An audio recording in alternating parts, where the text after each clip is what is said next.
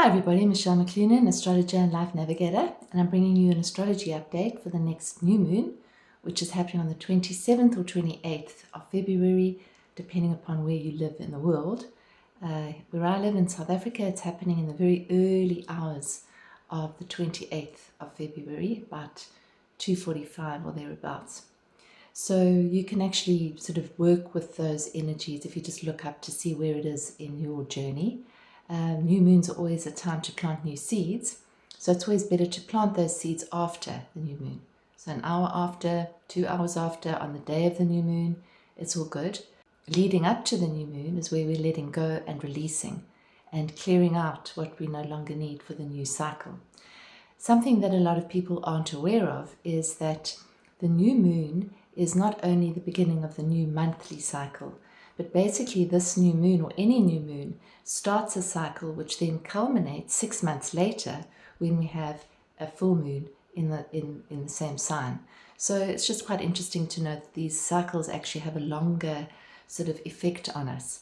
And so it's always a time to say, okay, where are we? What do we need to clear? And what are we opening up to? So that's really the new moon energy. This new moon is actually a portal into the eclipse season.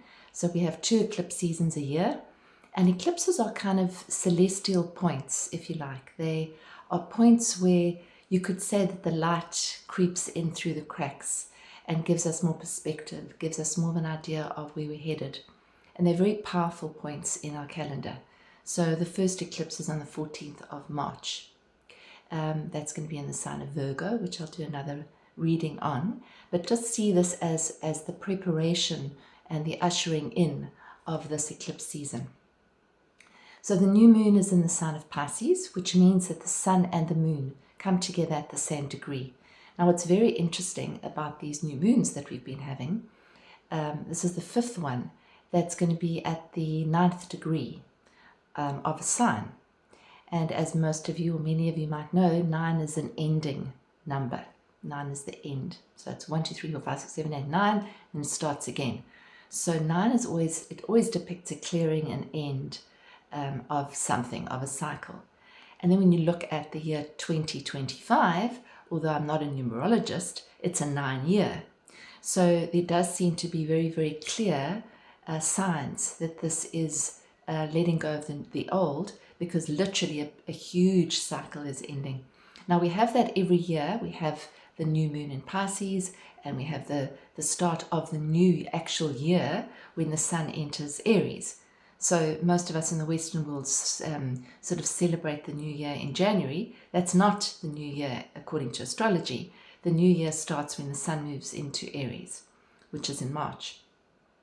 So this is really the end of that year cycle. So we're kind of summing up 2024, but there's bigger cycles at play, as I've been talking about in my past videos.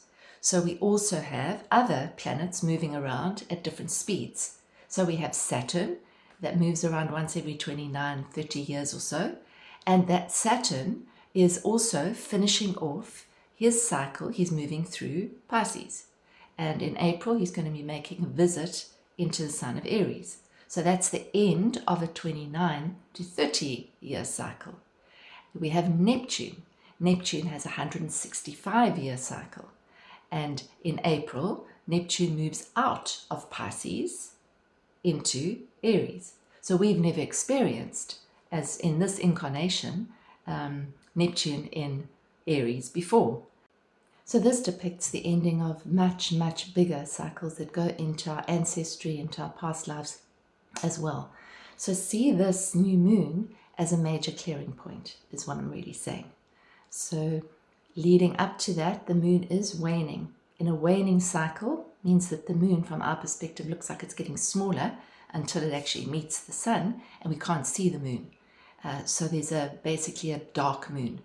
And a dark moon is a time to go inward, to release, to forgive, to let go, and to connect to a deeper part of us. That's always the case at a new moon, but a new moon in Pisces even more so. So this new moon in Pisces is not alone in Pisces. So we have the sun, we have the moon, We have the planet Mercury, we have the planet Saturn, we have Neptune, and we have the North Node, which is the destiny node. Now, the destiny node is connected with our eclipse season. So when the destiny nodes, so you have a North Node, which is the destiny node, South Node, which is the karmic node, when they move into a different axis or onto a different axis, we then have new moons and full moons in those signs. So they spend about 18 months in a sign. So recently, the nodes moved into the axis or onto the axis of Virgo and Pisces. So the destiny node is in the sign of Pisces. What does that mean? Well, it means collectively we are being encouraged to connect with that Pisces energy. Pisces is ruled by the planet Neptune. Okay? Neptune is finishing off the cycle. So you can see the connections, which is really what astrology is about. It's about interconnections of energy. So when you look at the Pisces or the Neptunian energy, what is Neptune? Neptune is the king of the ocean. Neptune is the higher octave. It's the spiritual dimension. It's the dimension of the unknown. It's the dimension of all possibility. You could call it the dimension of the divine, of the sacred, of the inner world, of the mysteries. It also represents illusion. It also represents kind of, if it's very active in a chart, it can be a little confusing when there's a lot of Pisces energy or a lot of Neptunian transits, because what it seems to kind of do is it seems to foggy up the rational mind. So imagine that you're at sea and you're on a little boat and you're covered in mist. There's mist and clouds, and you haven't got a fog light, you haven't got a torch, and you've basically got to connect with your intuitive knowing in terms of which way do you feel like you need to steer the boat. And as you steer that boat, as you're moving through the clouds, the sun starts to shine. It starts to dissipate the clouds. That's kind of what the eclipse season represents. And that's what Neptune actually represents. That's what this Pisces energy represents. It means go inside, connect with an inner knowing, a deeper knowing. You could call Neptune also the king of the ocean if you imagine that we are all connected in the ocean of energy. And if you could imagine that we are all love, if you see that ocean as the ocean of love, then it's going back to love. It's going back to the ocean. So it's actually trusting, let's just say that ocean is the ocean of life. We're trusting that the ocean of life is leading us where we need to be. So we're not trying to fight the river. We're not trying to actually transform, trying to push through the mist, because that's not going to help. So we have to accept that there's a bit of mist, that there's the unknown. We need to accept that there maybe are clouds of illusion around, that we are possibly in an unknown place. And can we trust the life force to lead us where we need to go? That is what all of this energy, from what I am reading, is saying to us. Move into a deeper place of awareness. Because as we move into that place of, let's just say, love, acceptance, allowing, so does the light actually start to shine through those clouds. There was also a beautiful little thing that I found, that each degree of the zodiac has what we call a Sabian symbol, which is information that's being channeled. And the symbol, the Sabian symbol for this new moon at 9 degrees of Pisces, well, it's actually 10 because it takes it to the next degree, is an aviator flies high above the clouds, a symbol of transcending limitations, accessing higher consciousness, and gaining clarity through an elevated perspective. Okay, so opening to the unknown, reflecting, going inside, slowing down, forgiving, which means releasing any hold of any past event, any person, any old conditioned pattern that is not serving us. That's what this time is really about as we move into a huge period of change. Because as these two outer planets move into Aries, there's going to be very quick movement and quick change, which we can see already on our planet. Now, the one connection to this new moon is that it's in what we call a square, which means it's in a sort of a conflicting energy to the planet Jupiter. Jupiter is the co-ruler of Pisces, so it strengthens the Pisces energy, it amplifies it. But Jupiter's in the sign of Gemini, and that means an overload of information coming at us from all directions. And I can't tell you how many people I have spoken to in the last few weeks who have said, I'm just overwhelmed with all this information. I don't know what to believe anymore. What is true? What is not true? Where do I find the truth?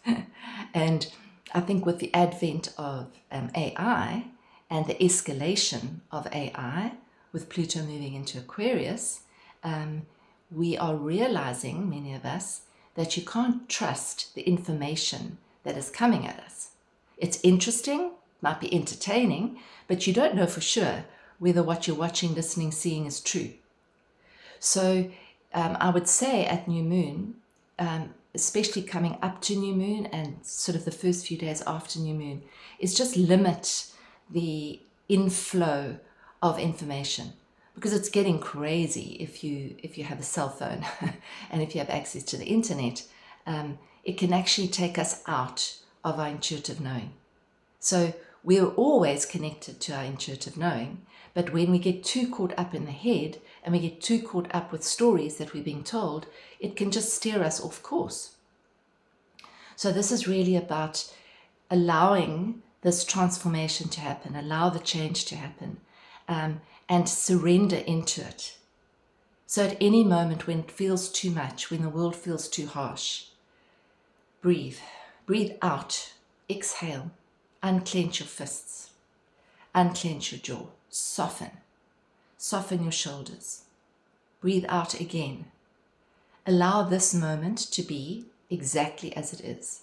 Don't try and make it anything else. Just, I'm feeling this. Okay, I'm going to open more to this. And I'm not going to figure out the next step. I'm going to allow it to appear, to unfold. You can't force a flower to bloom. A flower's going to bloom at its own pace, petal by petal. That's where we're at. We're being really encouraged, pulled to actually come into a different level of our consciousness. That's what all this is about. So I did draw a card for us for this new moon, and I drew it out of this beautiful Sacred Horse pack. It's very beautiful, by Kathy Pike and Laura Prindle.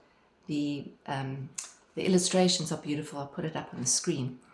And the one that popped out today was, I don't know how to say this, but I think it's Licorne Rose, or Licorne, Licorne, Rose. White, rose, and gold vibrations. Higher frequencies, faith, and miracles. Well, Licorne Rose wishes to whisper her wisdom in your ear. She brings potent magic to share with those ready to raise their vibration so they can call in a miracle into their life. She is adorned with a white tapestry. Close your eyes and just imagine this. She is adorned with a white tapestry with golden thread and delicate chains strung with shiny golden balls that only a unicorn of great powers could possess. Her horn is covered with pure gold glitter that gifts whoever she touches with great magic, healing, and good fortune. Large, wild roses of soft, gentle colors lay over her white coat to protect and purify her body and aura as she travels the cosmos. Sparks of light flicker around her body as she glides through the universe, visiting those in need of her services. When this card appears, it is time to focus on your vibration and learn to strengthen it and raise your energy to a higher frequency. So I've spoken about that a lot in the last few months. It is all about frequency, and it's about choosing what frequency we're going to hold. That's a choice. What's happening in around us might not be our choice, but our frequency is our choice. Life on Earth can sometimes be arduous, straining, and even heartbreaking. However, negative thoughts create adverse emotions, which then set your mood and color your aura to a lower vibration. A lower sense of vitality and alignment will influence your choices and opportunities. A rose of any color symbolizes loving energy in the human world. The corn rose naturally has a high vibration with thoughts of love, healing, elevated purpose, and faith in the divine. She maintains her frequency so she can offer miracles to others. Her steady, clear, blue eye is upon you as she asks you to raise your vibration. You can no longer remain at your current frequency and expect anything remarkable to happen. Begin by clearing your energy field. Take a cold swim in a lake or the sea. Bath with Epsom salts. Walk in nature. Cleanse your aura with burning sage or meditate. As your thoughts and energy become quieter, place imaginary roses at the edge of your aura. Place a large rose to your front, sides, and back. Then imagine that the roses are like sponges. Instruct them to absorb any energy from the environment or others throughout your day that does not serve your highest good. At the end of your day, you can visualize the roses being returned to the universe, where their energy can be recycled. Then replace the roses with new ones. Isn't that beautiful? Practice clearing and resetting your energy to maintain a high vibration. You may be wishing for a significant change or miracle to provide something fresh, a boost in your finances, a new lover, a longed-for opportunity. Have faith that your wishes will come to fruition, and take responsibility for your part in the attraction process by aligning your vibration with the future you desire. La Corn Rose offers her beauty so that you can experience the light of a higher being and understand what to reach for. It can be challenging for humans to achieve such high vibrations. However, that's the part of your journey as a spiritual being in physical form. To raise yourself to a higher vibration or frequency, dare to dream about the joyful and heartfelt experiences you wish to have. Release what is not yours and call in the power of roses to keep your field cleansed and filled with light. The result of these practices can take time. Have faith. Trust life. Unexpected events will begin to unfold, and you will soon feel your life is a miracle. So we're aligning really with our true frequency. We're not reaching for a frequency that's outside of us. We're not trying to reach for something up there. We're actually coming into alignment with our own frequency. And when we're bathing in a bath of water or a lake or a pond or the sea, we're aligning with the frequency of water, which is source energy. When we're connecting in a forest, we're connecting with the vibration of Mother Earth. We're aligning with that vibration. So it's not something to reach for. It's something to align with and allow ourselves to align with the energy of nature, because nature will align us. So I think that's excellent advice and guidance from this card for the new moon. And just take some time out. You know, you don't have to take 5 hours out. You can take 5 minutes to reset yourself, to bring yourself in, to maybe do this little visualization with the roses. Take some time out just before new moon. Do a releasing ceremony. Let go of that which you don't need to carry. And then in the new moon energy, set your new intention for not only this month, but for the next 6 months, for the rest of your life. Because intention is everything. Intention changes our vibration. Intention creates a vibration of its own. So I hope that has helped you to align with the current energies. If you are feeling confused, if you are feeling overwhelmed, if you are feeling, I don't know what's going on the planet, it's okay. Trust it. Trust that the unknown is the unknown. Trust that you don't know. It's okay. You don't have to know. You don't have to understand what's going on. We don't understand on the brain level. But do trust your inner guidance. Do trust your inner compass. So I hope that's helped. I am available for readings. You can book a reading through contacting me through my website below. My partner and I, John, have a support community called Inner Space, where we meet twice a month for 2 90-minute coaching calls with a big group of beautiful people, and you get some beautiful stuff to work through during the month. We give you meditation, affirmations, journal questions, and then of course we meet to discuss the energies and what's going on for you with respect to a certain theme that we're working through. We'll also be running 2 retreats. We're planning them now.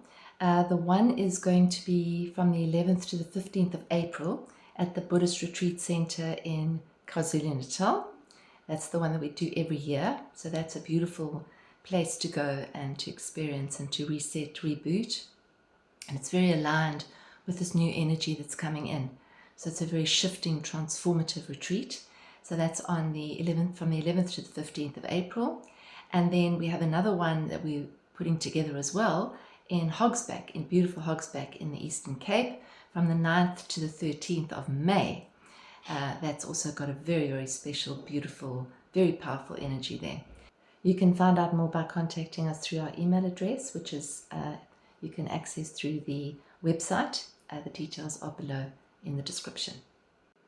If you did like this video, if you enjoyed it, if you found it helpful, please would you share it or like it. That also helps the algorithm, apparently. And if you haven't subscribed, please subscribe. And if you hit the notification button, then you'll be notified when I put a video out every 2 weeks or so. Thank you so much for listening. Thanks for tuning in, and take good care of yourself.